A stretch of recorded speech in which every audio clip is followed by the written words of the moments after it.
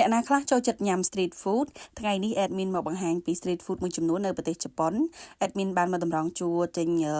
សាច់ចកៈនៅជប៉ុនណាបងប្អូនហើយសាច់ចកៈហ្នឹងតម្លៃមាន600 700 800 yen កាលពេល admin ទៅហ្នឹងរៀងថ្លៃមែនតើដោយសារពេលហ្នឹងលុយជប៉ុនវារៀងថោកអញ្ចឹងមួយចកៈហ្នឹងខ្ទង់